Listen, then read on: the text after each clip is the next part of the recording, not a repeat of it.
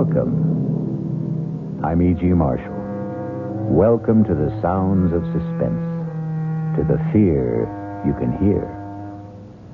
I have a story for you about a writer of books. We all know what it is to read a book.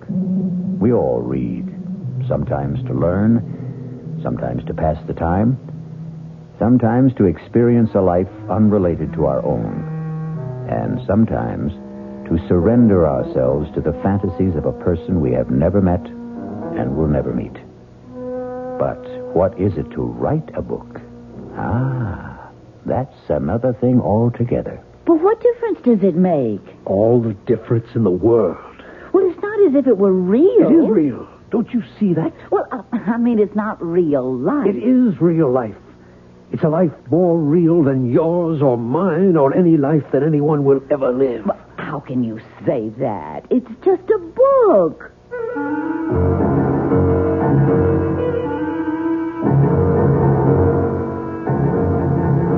Our mystery drama, 3 Women, was written especially for the Mystery Theater by Elspeth Eric and stars Ruth Ford.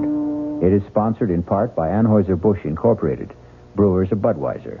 I'll return shortly with Act 1.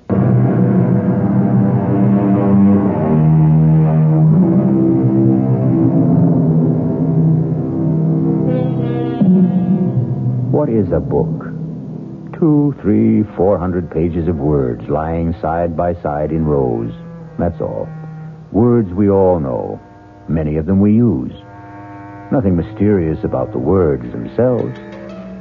But they are not thrown helter-skelter on the pages, are they? No, they lie there in a certain order, each one following on the one before. And who prescribed that order?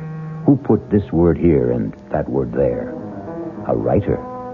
And this is the story of a writer named Stephen Lake and the book he wrote.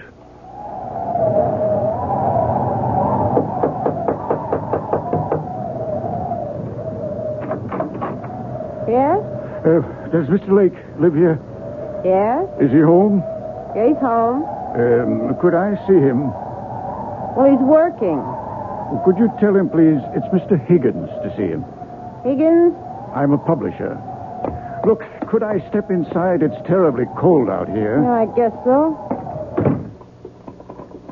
He really is working, isn't he? I mean, I hear him. His typewriter. You're a publisher, you say? Yes, that's right.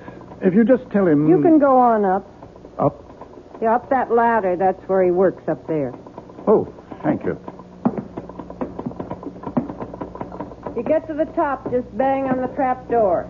Oh, yes, thank you. Bang hard so he'll hear you. Yes, all right. He heard you. Mr. Lake, I'm Albert Higgins. Albert Higgins. Not from... Yes, from Higgins and Hart. All right to come up the rest of the way? All right. Well, I should say. Can you make it? Can I help you? I think I can. Yes. There we are. I can't believe it. Mr. Albert Higgins. Very same. This where you work? Yes, it's the only place I can get away. I live with my wife and my mother-in-law. That was my mother-in-law who let you in. Well, it's nice and secluded up here anyway. May I take your coat, Mr. Higgins? Oh, thank you. No, actually, I think I'll keep it on. You're cold. Well, it's awfully cold outside. Well, I think it's even colder in here. I get where I don't notice it. You have a stove, I see. Yes, but sometimes I forget to put wood in. Just a second, I'll get it going again. That's a real old Franklin stove, isn't it? Genuine article. I haven't seen a Franklin stove in years. Well, they're great, if you remember to keep them lighted. Please sit down, Mr. Higgins. All right. Well, now, I'd better explain what I'm doing here. I'd sure like to know. My secretary handed me your manuscript just as I was leaving the office for the weekend. We have a little ski lodge up here, my wife and I, right up the road from you, as a matter of fact. Yes, I think maybe I've seen it. Right off Route 7, about a mile north. Yes, that's it. Well, I was coming up by myself, and on the train I read your book. When I got to the lodge, I read it again. I like it a lot. Except for one thing. What's that? You've made one grievous error, Mr. Lake. Or may I call you Stephen? Call me anything. What's the mistake? You've killed off the most attractive character in the book. You mean Clarissa? You can't do that, my boy. Why, 9/10 of the book's appeal is the charm of that girl. She's another Scarlett O'Hara. You can't spend 200 pages making us fall in love with this marvelous creature and then, poof, just like that, have her die on us, go out of our lives. Well, you just can't do that. But I have to. Well, you don't have to at all, Stephen. You've written a marvelous book. I want to publish it. All I want from you is 10 new pages, the last 10. Write me 10 new pages at the end and let Clarissa live. I can't. Now, Stephen, that isn't asking much. It's everything. I can't do it. She has to die. She has to. Why does she have to die? Because if she doesn't die, I don't know what'll happen to me.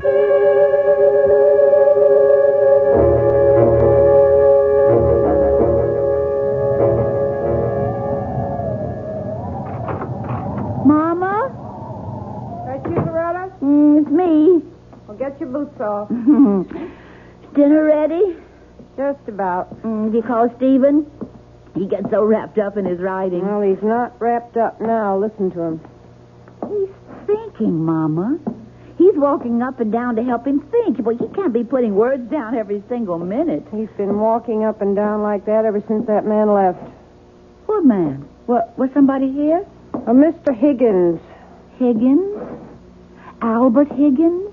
From Higgins and Hart? I believe he did say he was a publisher. Oh, Mama, it was our last hope. You know, every other publisher turned down Steve's novel, and he sent it to Higgins and Hart. But Mr. Higgins was here? They were up there together for about 15 minutes, and then the great Mr. Higgins came tumbling down the ladder like the devil himself was after him.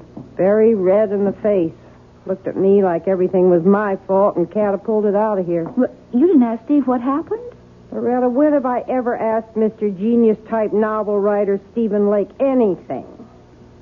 If he feels like telling me, he'll tell me, which he never does. I'm going to find out. Good luck is all I can say. Stephen? It's impossible. Absolutely impossible. Stephen! Impossible, Clarissa. I can't. Darling, are you all right? Loretta? Oh, you just get home? Mrs. McGinnis wanted her windows washed. Darling, Mama said... I don't want you washing windows. Stephen, Mama said there was a man here today, a Mr. Higgins? Albert Higgins. He really was here? He has a ski lodge up the road. Well, he didn't just drop in, did he? What did he want? He read my book. He wants to publish it. Oh, Stephen, well, why didn't you say so? He wants me to change it. Well, does he want you to change it a lot? Completely. Oh. Well, would that be a lot of work? The last 10 pages. He wants me to let Clarissa live. Is that all? Oh, Stephen. What do you mean, is that all? Clarissa is supposed to die. It's all been decided. She has to die. I can't let her go on living just to please Mr. Higgins. But it's not just Mr. Higgins. Oh, Stephen, I wasn't going to tell you yet, not for a while. But I can't go on doing housework for other people much longer. I never wanted you to do housework for other people. But pretty soon, I won't be able to. I'm going to have a baby, Stephen. You're not. You must be wrong. Oh, no, I'm not wrong. Not about this. You must be. Well, Stephen, aren't you glad? Just a little bit, and coming right now. What with Mr. Higgins wanting to publish your book, why in the spring we'll both be having babies. You'd be having your book, and I'd be having... I can't let Clarissa live. I can't do it. She has to die. Just the way I wrote it, she has got to die. Stephen, you're frightening me. I'm sorry. What difference would it make if you let Clarissa live? all the difference in the world. It's not as if it were real. It's just a book. It's not just a book. Loretta, I can't talk about it anymore right now. Well, you think about it, won't you? About rewriting it? I'll think about it. Well, Mama says dinner's almost ready. I'll be right down. Well, don't be long. I won't. Clarissa, I can't let you live. Oh, yes, you can, darling. I can't. You can do anything you put your mind to, Stephen. Anything at all. You're such a great man, darling. You can do anything. Absolutely anything at all. You know you can. Mr. Higgins, this is Stephen Lake. I have to see you, sir. No, right away, if that's possible. I'll come to your place. Yes, it's better that way. In an hour. All right, sir. I'll be there. Oh, that's my sweet Stephen. My dear love. My own brilliant boy.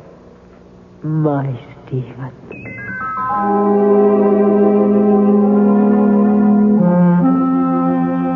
I'm glad you called me, Stephen. I must say I was a trifle perturbed at your outburst this afternoon.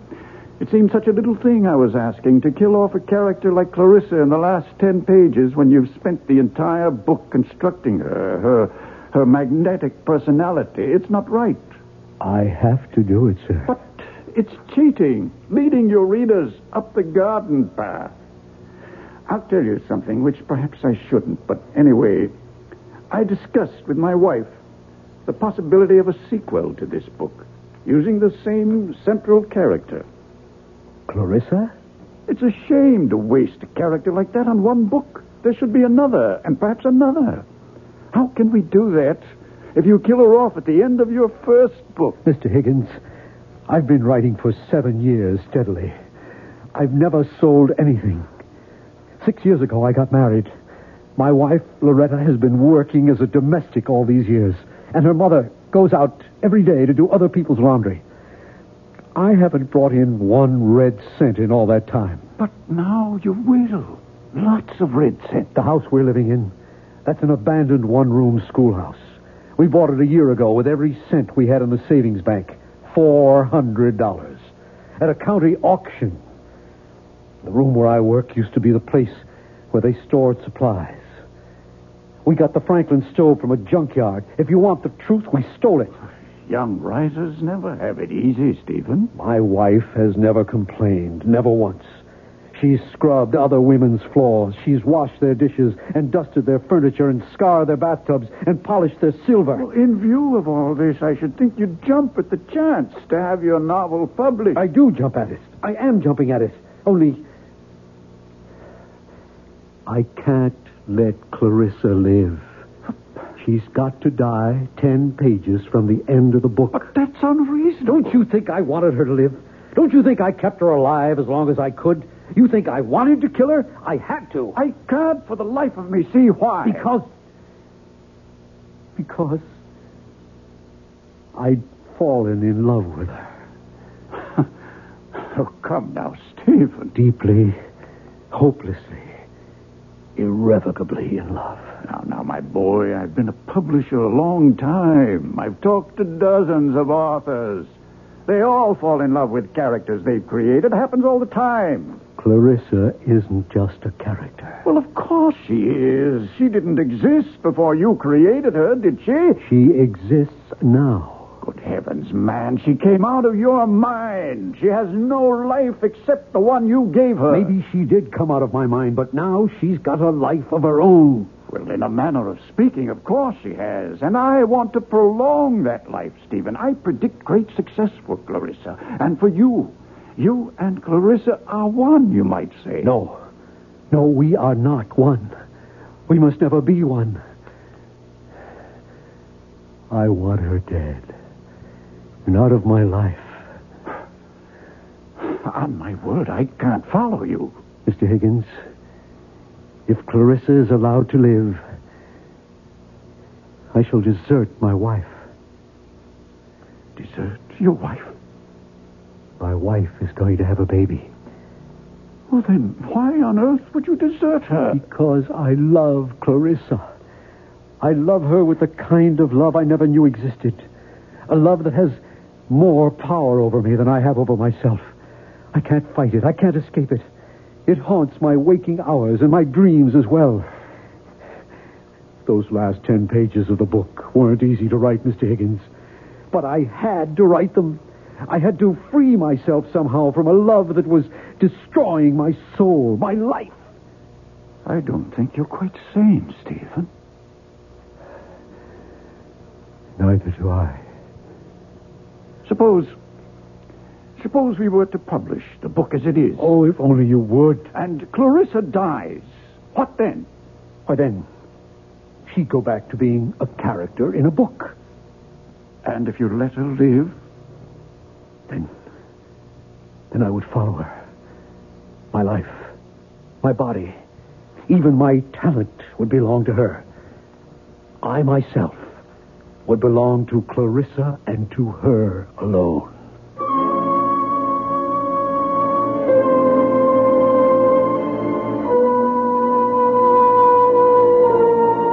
Everybody talks about love, but nobody does anything about it. Now, here for the first time, we have a man who wants to do something. He wants to kill the lady. It may not be the perfect solution, not one to be universally recommended. Still, it's something. We'll be back shortly with Act Two. It was an American writer who said it, and not so long ago. Novelists, whatever else they may be, are also children, talking to children in the dark. Listen with me now to the second act of Three Women. Stephen is talking to Clarissa, a character he created in one of his books, In the Dark. Clarissa, I can't let you go on living. But I want to, Stephen. Of course you want to. We all want to. But I want to so badly, and it's your fault, Stephen. Why is it my fault? Because you gave me such a wonderful life in your book. I enjoy it so much. I can't bear the thought of giving it up. Neither can I. Neither can I. To have had a life like that and then to die 10 pages from the end of the book. I know. When the book is published, you'll be dead. I don't see why, Stephen. I really don't. Because till now it's just been you and me and this room and words on paper. But after the book is published... What will it be then? It'll be something that sells for $7.95. $1.50 in the paperback edition. My goodness, you're counting on a big sale, aren't you? Just hoping. But it won't have a big sale if you kill me off, sweetheart. It might. What was that? Who came in? Probably my mother-in-law. She gets home early to get dinner ready. Will she come up here? I don't think so. She hardly ever does. Oh, then let's talk some more about how much you love me. She is coming up here. Oh, bother. Well, we'll talk some more later. I am not going to let you kill me off, Stephen. It's too cruel. Just a minute. All right, to come up. Of course, Mother. Give me your hand. What a place. How do you stand it? I like it. It's cold, too. Your fire's gone out. You been working? Oh, no, not much. Well, what have you been doing? Figuring something out? Well, trying to.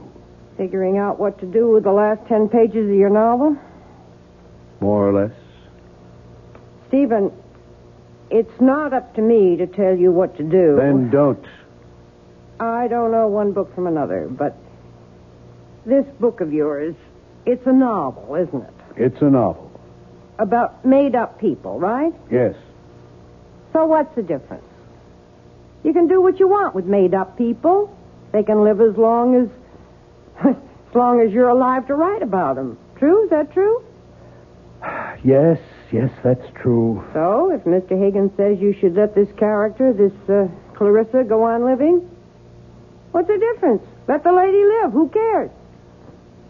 Also, and I don't mean this as a reproach, we can use the money. Believe me, I know that. So, if a little lady is worth more alive than dead, I say let her live. Yeah. Not a lot of work.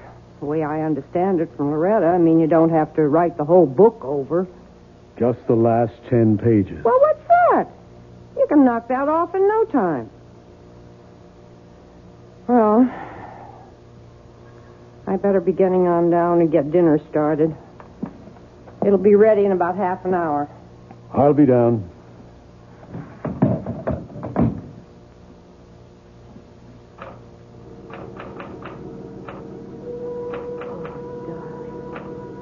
Darling, yes. Yes, sweetheart. The cold hand I held, wet with my tears. Oh, Stephen, that's beautiful. Stirred ever so little. The fingers moved faintly in mine. Oh, Stephen, yes.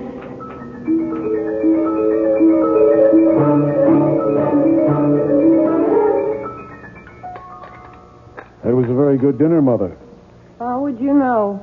You hardly tasted it. Well, what I did taste was awfully good.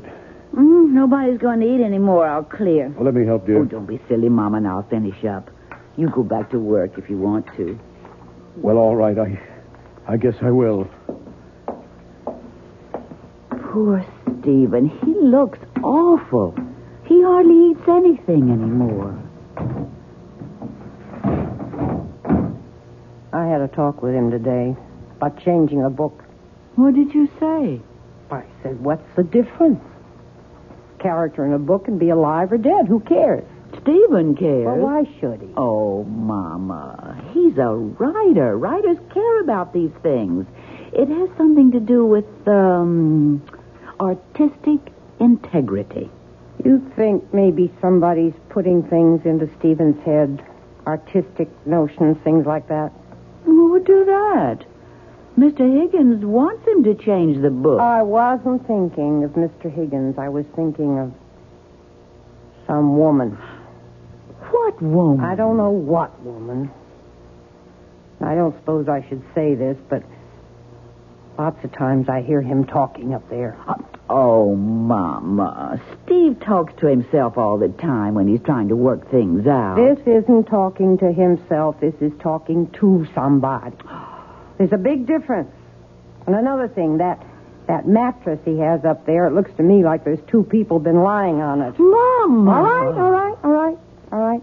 I told you I shouldn't say it. Now I'm sorry I did. He didn't seem very happy about the baby. I should have kept my mouth shut. Oh, that's all right. You finish up the dishes. I'm going up to talk to him. Don't say I said anything. Don't tell him we've been talking. I won't. Yeah, just a second. I'm not disturbing you, am I? Of course not. Well, I didn't hear the typewriter, so, Stephen, do you love me? What kind of a question is that? It's the kind of question wives are always asking, even if they never say the words. Yes. I love you. Are you glad we're going to have a child? Yes. Yes, I'm glad we're going to have a child. Well, ask a straight question and you get a straight answer. That's the way it should be. So, I'll ask you another one. Why don't you want to change the book? Loretta, I just don't. Well, it's not a straight answer. I know it isn't. I just can't. Stephen, I'm going to ask you another straight question. Are you interested in some other woman? Interested? No. Because if you are, I'll go away. No, I don't want you to go away. I'll go away and have the baby someplace else. Till you get over this other woman, then I'll come back. Or if you don't get over her, I'll stay away. Oh, Loretta. Stephen, can you swear to me that there's no other woman in your life except me? Can you promise me that? Loretta, I swear to you, I promise you that I love you. that I love you, that I want you for my wife for always, for as long as we live. I guess I'll have to be satisfied with that. It's the truth. All right. I'll let you work now. Oh, I thought she'd never leave. Please, Clarissa, I don't feel like talking to you right now. Why didn't you tell her about me? How could I tell her about you? She wouldn't believe me. Nobody would. Darling, you know what I was thinking while Loretta was going on and on about herself and you and the baby she's going to have? I was thinking, why don't I have a baby? Oh, not in this book, of course, but later on in some other book. I'll have this perfectly gorgeous child who'll have my sweet disposition and your marvelous grace. How about that?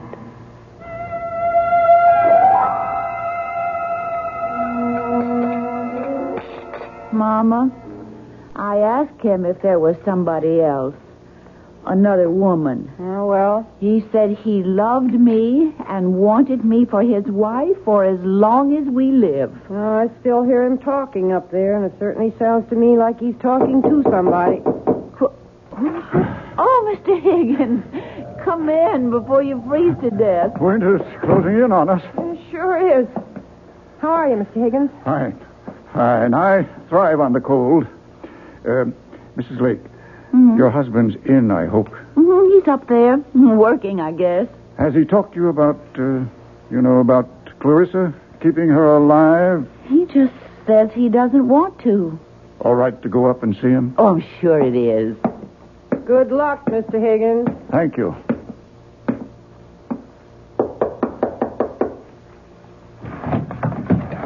Oh, Mr. Higgins. Okay to talk to you for a few minutes, Stephen?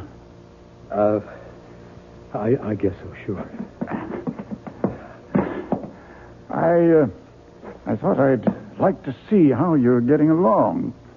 I'm not. You haven't done any work? None at all? Oh, a few pages. They're over there next to the typewriter. Okay to have a look? If you want to.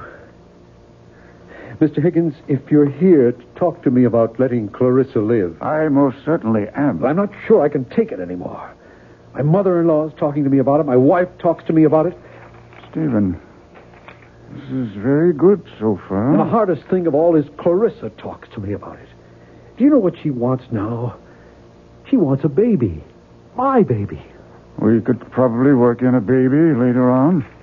Mr. Higgins, if Clarissa has a baby, am I going to love it more than Loretta's baby? Stephen, these pages are very good. Now write the last couple of pages. I've got to kill her off, Mr. Higgins, and never write about her anymore. Never. Oh, now, Stephen, stop it. Calm down and try to be reasonable. I can't be reasonable. I love my wife, Mr. Higgins. I want to live with my wife and our child. I can't live with her and Clarissa, too. No, Mr. Higgins. Clarissa has to die just the way I wrote it in the first place. If she dies in this book, then I can't write about her anymore. And if I don't write about her anymore, she won't exist. Stephen, I won't publish the book if Clarissa dies. I've put it to you straight. Don't you think you owe it to your wife, to your mother-in-law, to yourself, to make this little concession? Concession? What will happen to them if you don't? What will happen to them if I do?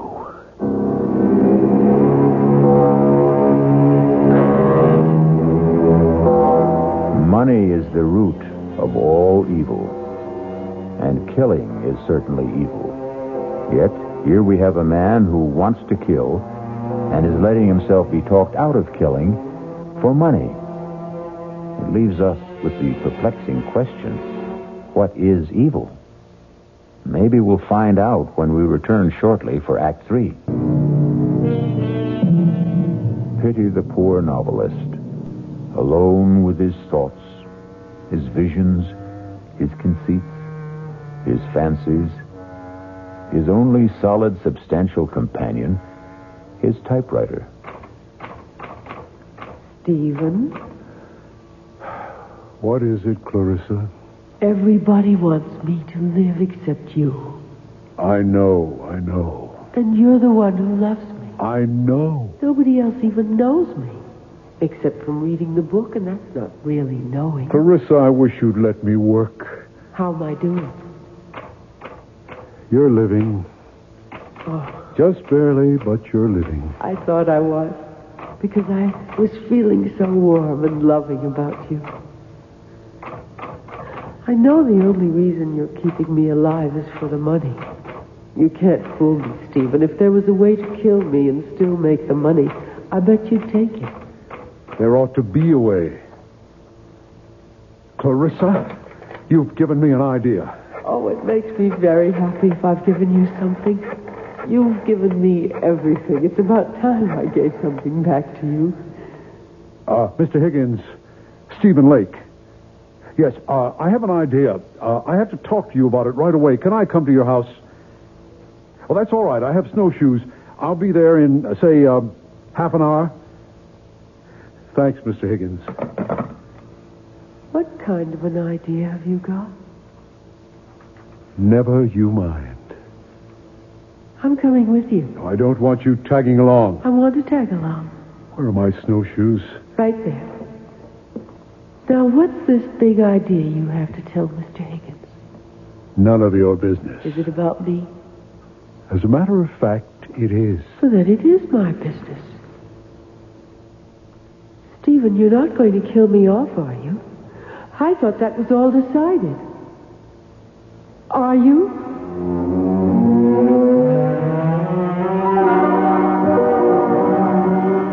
Now, my idea is this, Mr. Higgins. I'll finish up the book just the way you want it. Good. Clarissa stirs and comes to life.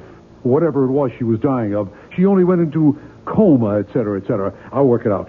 I'll give you the book in a couple of days, maybe by tomorrow. Good. Then, if you still like it... Oh, I like it. It's yours. Only, I want it in my contract that whatever money the book makes goes to my wife. I want her to get all the proceeds. But it's your book. Why, I just happened to write it, that's all. And writing it... I nearly ruined my wife's happiness and my own. I don't want any money for that. Stephen, it seems to me that you're simply feeling guilty about your feelings for Clarissa. I am. Guilty as hell. And about the other books, the ones after this one. You're not going to tell me you don't want any of that money either. I want somebody else to write those things, not me. You're joking. Mr. Higgins, I've got to get Clarissa out of my head. And the only way to do that is to put her into somebody else's head. Let somebody else keep her alive, not me. Well, I suppose we could find a ghostwriter, but at least let me have those last 10 pages with Clarissa alive. Mr. Higgins, you'll have them. Tonight.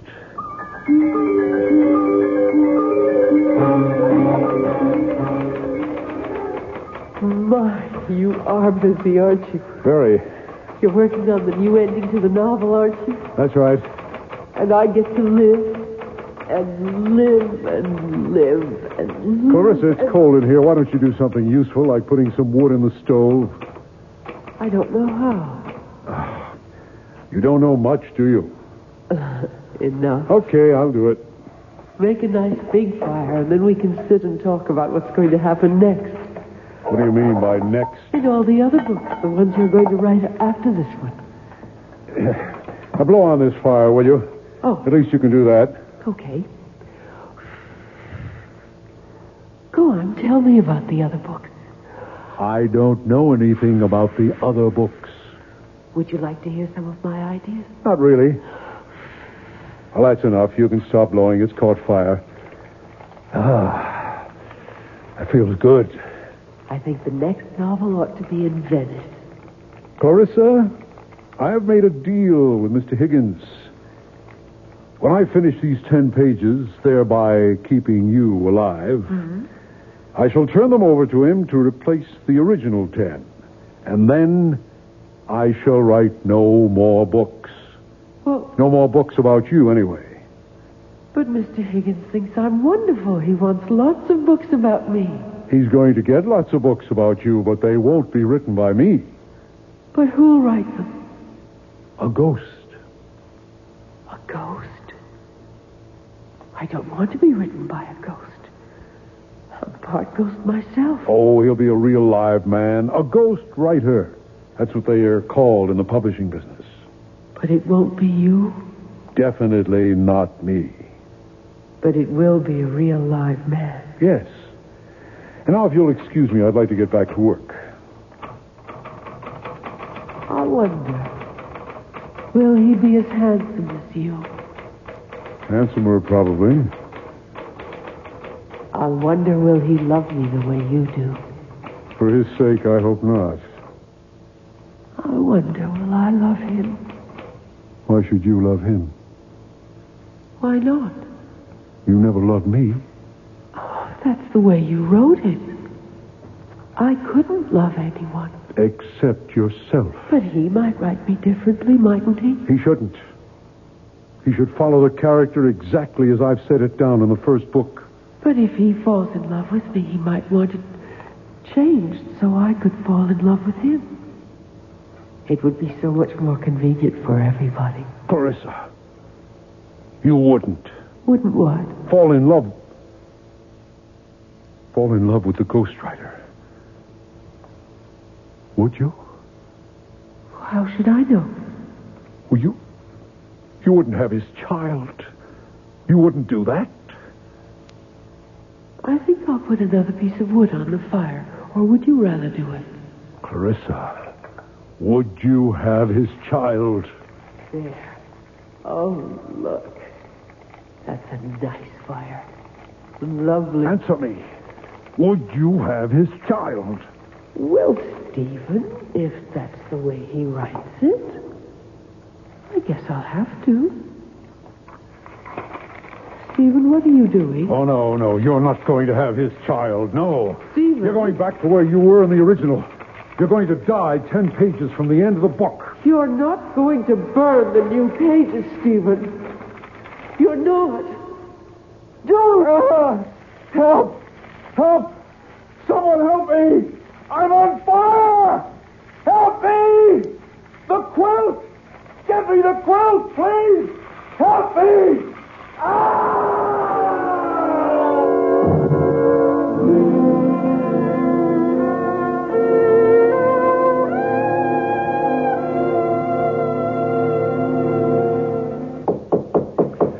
I'll get it, Mama. Mrs. Lake. Mr. Higgins. It's Mr. Higgins, Mama. Oh. I haven't seen you since the funeral, Mr. Higgins. Thank you for the beautiful flowers. May I come in for a minute? Why, of course. Come in. Would you, like a cup of tea, Mr. Higgins? I was just about to put the kettle on. Thank you, no, Mrs. Lake. I haven't wanted to intrude before this on your grief. Such a terrible accident. Mama and I can't figure out how it happened. You know, Stephen knew that Franklin stove so well. He'd used it for years. And then... It was like it sort of blew up in his face. Mrs. Lake, he was working on the new ending for the novel when it happened. At least I think he was. Well, I don't know for sure, Mr. Higgins. He promised me I'd have the new pages that same night. He acted as though he couldn't wait to get started. Oh, then I imagine that's what he was doing. Mrs. Lake, would you mind if I'm not intruding? Could I go up and take a look? You see, if I can find them, I can just substitute them for the original last 10 pages, and we can go right to work.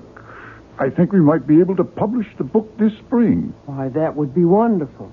At least you'd have a little money coming in. Stephen would have liked that. So, is it all right if I take a look? Why, surely.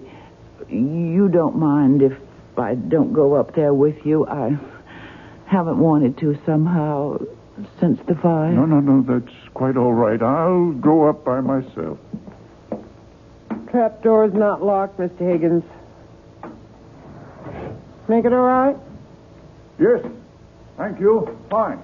Oh, I suppose I should have cleaned up that place, but I just couldn't. No hurry. When the time comes, I'll do it. Never entered my head to look for those 10 pages. No, they're mine. Mama, if he finds the pages and publishes the book, and if it's a success, that'll be nice, won't it? Mrs. Lake. What is it, Mr. Higgins? You found them? I found something. I found these 10 pages. Oh, thank the good Lord. All neatly stacked beside his typewriter. Oh, I'm so glad, Mr. Higgins. Glad. Have you read them? Well, no. Well, listen. Lovely, gorgeous Clarissa lifted her beautiful head. She wasn't dead after all. Well? But that's not the way Stephen writes. I could hardly believe my eyes. That creamy complexion was beginning to pinken. Pinken? There's no such word as pinkin. My adorable sweetheart had only fainted and wasn't dead at all. My goodness, but I was happy. Now, I ask you... Stephen didn't write that way at all. Nothing like that. And who did? Who did write this awful trash? Mr. Higgins, you don't think that... Well, somebody wrote it. It's typed on his typewriter. You don't suppose it is possible that Stephen went mad and wrote this awful stuff while he was unbalanced? Mr. Higgins, if Stephen was a certified lunatic, he couldn't write 10 pages like those there. Do you want them to keep for any reason? Oh, I don't think so. Well, I'll take them home with me and burn them. Mr. Higgins, does this mean that there won't be any book at all? Why, I hadn't thought... I would so like to have a book of Stephen's published. Tell you what we'll do, Mrs. Lake. We'll go ahead and publish the original version, the one where Clarissa dies. Oh. You say something? No. Sounded like a ghost, kind of.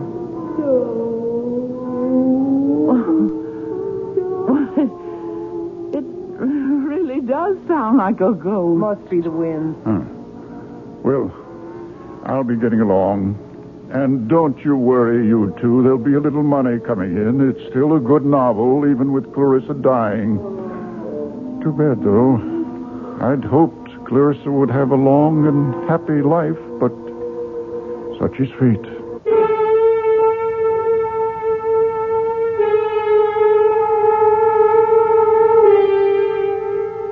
And the moral of the story is... What is the moral of the story? How's this? Lie if you like, but never believe your own lies.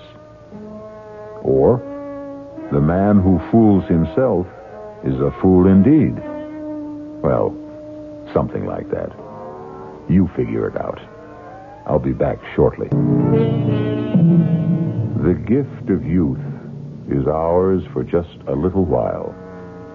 Fame is capricious, and money slips through our fingers. Health is a godsend, subject to recall. Even the benison of love can elude us, or it can wither in our hearts. But the blessings of imagination, they belong to us forever and ever. Our cast included Ruth Ford, George Petrie, Elspeth Eric, Joan Loring, and Roger DeKoven. The entire production was under the direction of Hyman